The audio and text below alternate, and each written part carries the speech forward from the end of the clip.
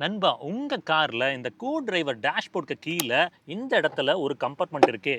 இத ஏன் க்ளவ் பாக்ஸ்ன்னு கால் பண்றாங்கன்னு ஐடியா இருக்கா? Yearly 19th to 20th century காலகட்டங்கள்ல கார்ஸ்ல ரூஃப்ஸ்ங்க, அதே போல ஹீட்டர்ஸ் இது போன்ற விஷயங்கள்லாம் இருக்காது. குளிர் ரொம்பவே ஜாஸ்தியா இருக்குங்க. அப்போ ஓப்பன் ரூஃப்ல டிரைவர் அண்ட் டிரைவர் இந்த மாதிரி க்ளவுஸ பயன்படுத்தாம டிராவல் பண்ணாங்கன்னா கை உடையறக்கான வாய்ப்புகள் இருக்கு. அதே போல பவர் ஸ்டீரிங் அப்படின்ற ஒரு விஷயம் இருக்காது.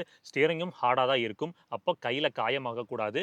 குளிர் டைம்ல கை உறைஞ்சும் போயிடக்கூடாது. ஒரு பெட்டரான கிரிப் கிடைக்கணும் அப்படின்றதுக்காக இந்த கிளவுஸ் அப்படின்றத ரெகுலரா பயன்படுத்த ஆரம்பிச்சாங்க. இந்த கிளவுஸை ஸ்டோர் பண்றதுக்கு தான் இங்க டேஷ்போர்டுக்கு கீழே இந்த மாதிரி ஒரு கம்பார்ட்மெண்ட்டா உருவாக்குனாங்க.